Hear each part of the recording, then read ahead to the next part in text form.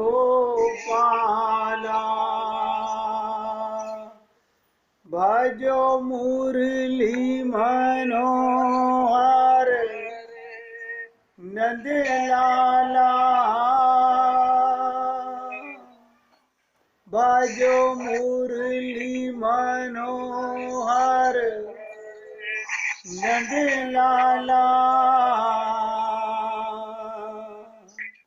भजो गिरिधर गोविंद गोपाला।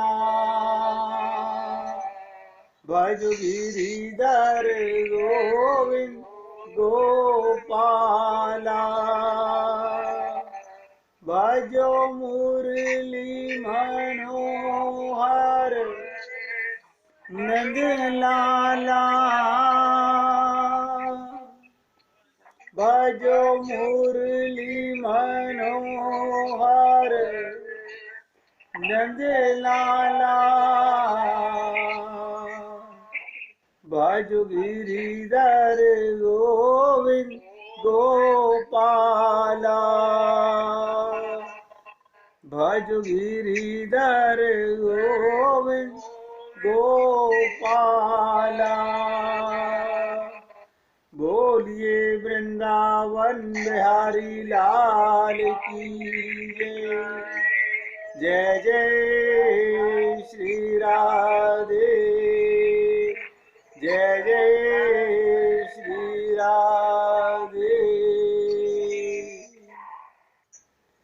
सभी भक्तों से निवेदन, बहुत एकाग्रचित होकर सत्संग के प्रत्येक शब्द को हृदयंगम करने का भरसक प्रयत्न कीजिए। हमने आपसे निवेदन किया कि जब तक भगवान से संबंध नहीं होगा तब तक भगवान से प्रेम नहीं हो सकता। आप देखिए, हमने त्रुटिपूर्ण अपने को शरीर माना और परिवार से संबंध बनाया, तो यहां प्रेम हो गया। हमारा परिवार में प्रेम क्यों है? दो त्रुटियां। एक गलती ये, अपने को आत्मा ना मान के शरीर माना। नंबर 2, शरीर मान के परिवार के साथ संबंध माना। बस यही 2 कारण हैं। इसी प्रकार से अगर भगवान को पाना है तो अपना संबंध भगवान से ही मानना पड़ेगा। हमने आपसे कहा कि वेदों से लेके रामायण तक सारे ग्रंथों का एक अकाट्य सिद्धांत है, वो हमारा स्वामी, हम उसके सेवक दास, और हमारा संबंध केवल भगवान के साथ है। आप सब लोग सोचिएगा कि हमारा परिवार में प्रेम क्यों है? क्यों प्रेम है? क्योंकि इनसे संबंध माना हुआ है। संबंध है नहीं, माना हुआ है। और जिसके साथ है उसको भूला हुआ है। देखिए कमाल, हमारा जिसके साथ संबंध है उसको हम भूले हुए हैं। रामचरितमानस में बहुत सुंदर और बहुत सरल शब्दों में कहा गया कि जब लगी कुशल न जीव कहूं, अर्थात जीव की कुशलता तब तक नहीं है। आप सोचते हैं हमारी कुशलता कब तक नहीं है? रामचरितमानस में भरद्वाज ऋषि कह रहे हैं कि कर्म वचन मन छाड़ी छलू, जब लगी जनु न तुम्हार। कर्म वचन मन छाड़ी छलू, छल छोड़ दे बिना, तब लगी जनु न तुम्हार। और तब लगी सुख सपने नहीं, किए कोटि उपचार। सुख पाने की कितनी भी ढिड्डिया कीजिए, कितनी कोशिश कीजिए, नहीं मिलता। क्यों? पहले तो हमें ये ज्ञान ही नहीं कि सुख है कहाँ, आनंद कहते किसको हैं, सुखदाता कौन है। और रामचरितमानस में तो बहुत सरल शब्दों में कहा गया। और मैं आपसे निवेदन कर रहा हूं, बहुत एकाग्रता से सुनिएगा। क्या कह रहे हैं? भरद्वाज मुनि कह रहे हैं, हे प्रभु, जीव जब तक कर्म से, वचन से और मन से, कर्मणा, वचना और मन से आपका संबंधी नहीं हो जाता, आपका जन नहीं हो जाता, तीनों प्रकार से आपका भक्त नहीं बन जाता, तब तक लिख लो, करोड़ों उपचार कर लो, करोड़ों साधन कर लो, पर सुख आनंद नहीं मिल सकता।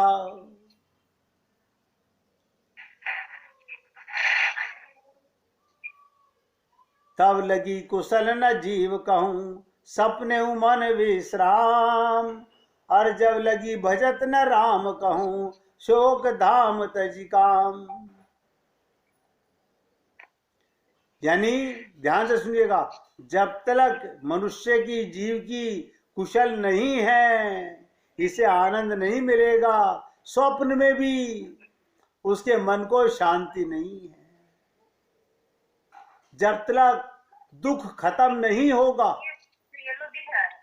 विषय वासना खत्म नहीं होगी, जब तक भगवान राम के साथ, कृष्ण के साथ अपना संबंध नहीं मानेगा।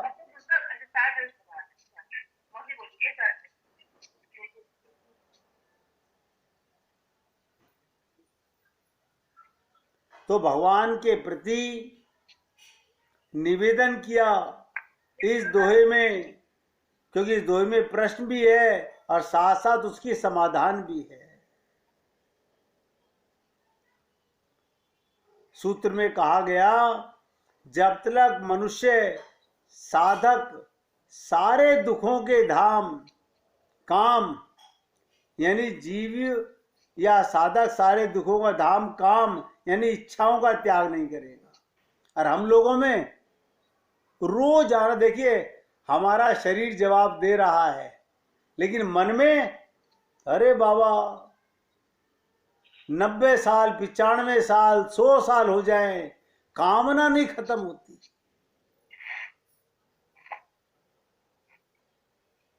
शरीर काम नहीं कर रहा, मन से तो हम अभी 16 साल के हैं, मन थोड़ी बूढ़ा है हमारा।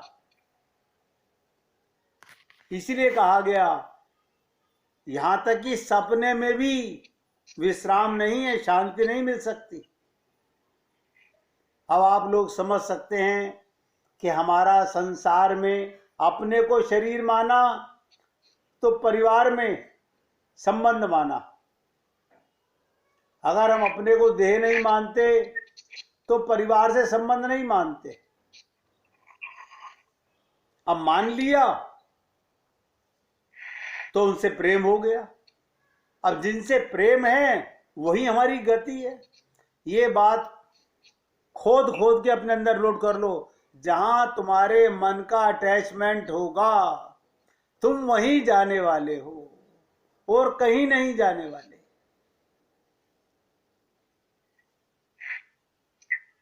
इसीलिए मैंने कहा, जब लगी कुशल न जीव कहूं,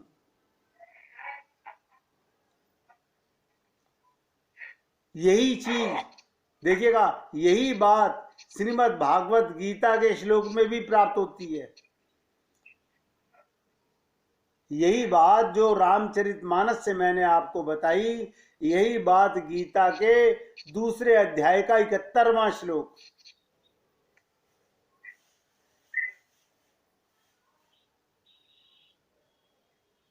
दूसरे अध्याय का 71वां श्लोक, विहाहे कामान्य सर्वान् माश्चत्री ही निष्प्रदा, निर्ममो निरहंकार से शांति मदि गच्छति। और भगवान श्री कृष्ण ने अपनी प्राप्ति का कितना सरल मार्ग, मैंने पहले भी आप लोगों को एक बार कहा था कि ये श्लोक बार बार पढ़ा करो, रटा करो कि क्या कह रही है गीता, क्या कह रही है। आप सोचिएगा, आप और हम लोग भूल जाते हैं। ये बार बार याद करने की चीज है। 8वें अध्याय का 14वां श्लोक, गीता के 8वें अध्याय का 14वां श्लोक, बार बार इस पर चिंतन किया करो। अनन्य चेता सततम यो मा स्मृति नित्यस्यः तस्याहं सुलभ पार्थ नित्य युक्तस्य योगिना। भगवान श्री कृष्ण अपने प्रिय सखा अर्जुन के प्रति कहते हैं, शांति, कुशलता, सुख, आनंद उस जीव साधक को प्राप्त होती है। परम पद किसका होता है, भगवत प्राप्ति किसको होती है? जो सब कामनाओं, सांसारिक पदार्थों में ममता, जो हम नहीं कर पा रहे, ना हम कामनाएं छोड़ पा रहे हैं, ना ममता छोड़ पा रहे हैं, और अपने को कर्ता ना माने, कर्तापन का अहंकार,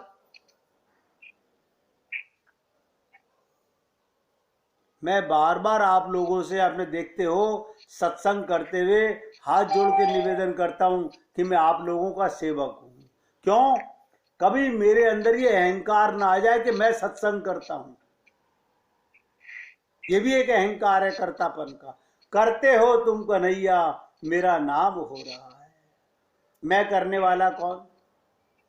वो तो उसकी कृपा कर रही है। इसलिए 3 चीजें लिख लो, सांसारिक कामना, सांसारिक ममता और कर्तापन का अहंकार त्याग कर संसार में जीता है। ये 3 चीजें छोड़कर जो जीता है, अर्थात जीवन जीता है। और दूसरे श्लोक में तो कमाल ही कर दिया भगवान ने, अनन्य भाव को प्राप्त होकर, यानी मुझसे संबंध मानकर मेरे से प्रेम करता है और मेरे भक्तों में सदा ही मैं उनके लिए बहुत सुलभ हूं। जिसको श्री भगवान सुलभ हो तो उसकी कुशलता में संदेह क्या है? आप सोचिएगा। हमारे को कई बार लोग पूछते हैं, क्या वाकई हमें भगवान मिल जाएंगे? बताओ, अभी भी ये संदेह है। आप सोचिए, आपके सामने 56 प्रकार के भोजन परोसे हुए हैं और आपको भूख है, हाथ भी भगवान ने दिया, मुंह भी भगवान ने दिया, और आप नहीं खा रहे। इसका मतलब भगवत प्राप्ति का सारा मौका भगवान ने आपके सामने रख दिया।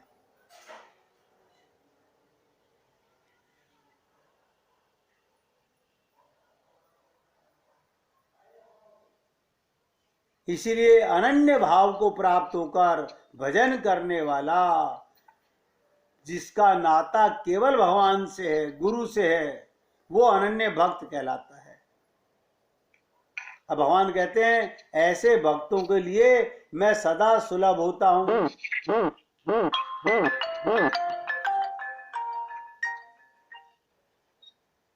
बार बार सोचिए,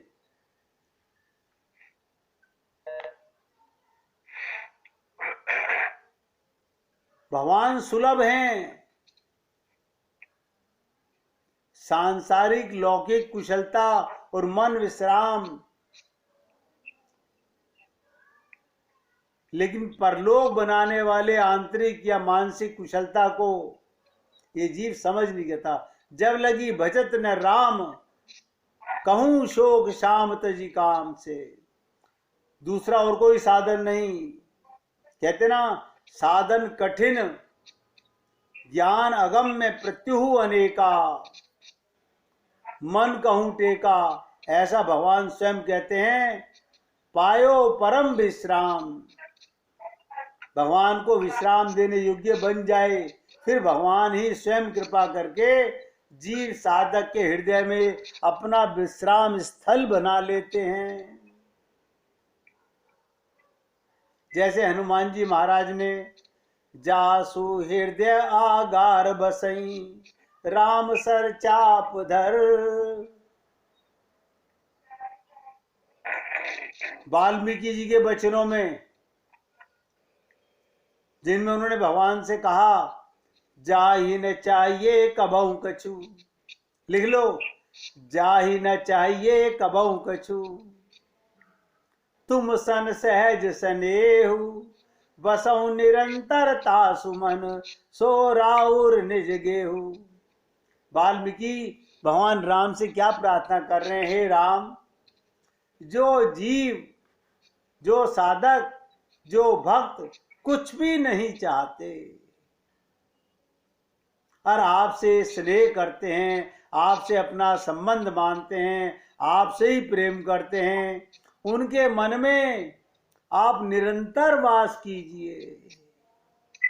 यानी ऐसे भक्तों का अंतःकरण पात्र पल भर के लिए भी आपके रूप स्वरूप के दर्शन से वंचित ना रहे। आप उन्हें 24 घंटे अपना आनंद देते रहिए। मैं तो भैया निवेदन कर सकता हूं कि बार बार सोचिएगा कि ऐसा क्या है संसार में,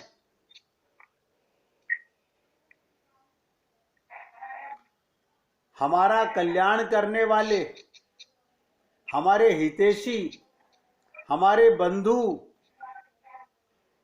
आत्मीय, प्रिय, श्रेष्ठ कौन लोग हैं? ध्यान से सुनो। आप अपना संबंधी किसको मानते हो? ये शरीर के रिश्तेदार संबंधी नहीं होते। हितैषी, आपका बंधु, आत्मीयता, आपसे प्रेम करने वाले, वही श्रेष्ठ हैं। लिखो, जो मन को भोगों से हटाकर भगवान में लगाते हैं। हमारे मन को संसार से हटा के भगवान में लगाते हैं।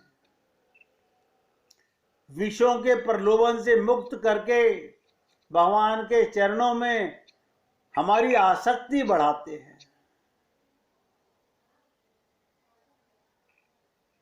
भगवान के चरणों में हमारी आसक्ति बढ़ाते हैं। भोगों में लगाकर राग द्वेष बढ़ाने वाले लोग, चाहे वो घर के हों चाहे बाहर के हों, ध्यान दीजिएगा, जो जीव को संसार का रिश्तेदार, उसका संबंधी, उसका प्यारा भोगों में लगाकर राग द्वेष बढ़ाने वाले लोग, चाहे वो घर के हों चाहे वो बाहर के हों, साधु हो, महात्मा हो, भक्त हो, अपने को तुम्हारा परम आत्मीयता बताने वाले हों, तुम्हारे हितैषी नहीं हैं, वो लुटेरे हैं, वास्तविक वो अपने नहीं हैं, वे स्वयं भूले हुए हैं और तुम्हें भी संसार के चक्कर में फंसा रहे हैं। और हम लोग तो चाहते यही है। हमारा मन तो सदा से माया में लिप्त है। ये एक ही संबंध शब्द पर मैं आपसे बात कर रहा हूं। क्यों? इस संबंध की चर्चा के बाद मैं फिर आगे अभिधेय पर 3 शब्द मैंने आपसे कहा था, संबंध, अभिधेय और प्रयोजन। ये सारी जो बातें मैं आज आपसे कर रहा हूं, संबंध पर कर रहा हूं। तब लगी कुशल न जीव कहूं। इस प्रकार कुशलता प्राप्ति अत्यंत कल्याणकारी सूत्र है। निष्काम होना, निष्काम व्यक्ति के मन में भगवान का निवास होता है। लिख लो, जिसके मन में कामना है भगवान लुप्त होता है, जो निष्काम होता है उसके मन में भगवान का वास होता है और उसकी कुशलता सुनिश्चित है। कैसे सुनिश्चित है? हनुमान रूपी संत से, ध्यान दीजिएगा, हनुमान रूपी संत से विभीषण जी का सत्संग बहुत थोड़े समय के लिए हुआ था, लेकिन एक संत और एक भक्त के क्षणिक मिलन का प्रभाव देखिए। क्षणिक भगवत चर्चा ही दोनों के तन पुलकायमान और मन मगन हो जाते हैं। सुनत जुगल तन पुलक मन, मगन सुमिर गुण ग्राम। और इससे आगे परिणाम तो और भी अधिक विलक्षण है। जहां संत मिलन होता है, भक्त का मिलन होता है, वहां का परिणाम क्या होता है? मोही भाव हरिस हनुमंता, बिनु हरि कृपा मिलई नहीं संता। यानी विभीषण जी को भगवान की कृपा पर भरोसा दृढ़ हो जाता है। ये भरोसा ही जीव या साधक के जीवन की समस्त समस्याओं का निदान करके उसकी कुशल मार्ग को सुगम बनाता है। एक एक शब्द पे ध्यान दीजिएगा। सच्चे सत्संग का, सच्चे संत का जीव की कुशलता के लिए आवश्यक है। अब प्रश्न उठता है, ऐसी हरि कृपा कब होगी? कब हनुमान जी जैसे संत से समागम होगा और कब प्रभु से मिलन, दर्शनों की दीक्षा मिलेगी? ये कैसे पॉसिबल है? सोचिएगा, हमें भगवान का दर्शन कैसे मिलेगा? हमें संतों का संग कैसे मिलेगा? जब मन में चाह पैदा होगी भगवान की। मैंने कहा ना, कब हनुमान जैसे संत से समागम होगा, कब प्रभु से मिलन होगा, दर्शनों की दीक्षा मिलेगी, इन सब के बारे में निश्चित तौर पर कुछ भी नहीं कहा जा सकता। लेकिन इन सब प्रश्नों के उत्तर में भगवान का स्पष्ट आदेश है। श्री रामचरितमानस के उत्तर कांड में अयोध्या वासियों के रूप में संसार के समस्त जीव साधकों के प्रति दिया गया, क्या दिया गया? जो परलोक यहाँ सुख चाहूं, सुनी मम बचन हृदय दृढ़ गहूं। सुलभ सुखद मार्ग ये भाई, भक्ति मोरी पुराण श्रुति गाई। स्वयं राम कह रहे हैं, मेरी भक्ति की चर्चा तो वेद पुराण करते हैं। और प्रीति सदा सज्जन संसर्गा, तृण सम विषय स्वर्ग अपवर्गा। जो संसार के सब चीज को तिनके के समान छोड़ने से मन मना चुका, हर सरल स्वभाव न मन कुटिलाई। जिनका हृदय इतना सरल हो गया, उनके मन में कुटिलता नहीं है। यथा लाभ संतोष सदाई, और बहुत कहूं का कथा बढ़ाई, यही आचरण वश्य में भाई। भगवान राम कहते हैं, बस जिस जीव के ये आचरण हो जाते हैं, मैं उनके बस में हो जाता हूं। आप बताइए, भगवान ने अपने को पकड़े जाने का रास्ता बता दिया, लेकिन हम ऐसा नहीं कर सकते, क्योंकि हमारी ममता मोह आसक्ति हमें संसार में लिपटाए हुए है। अब 1 मिनट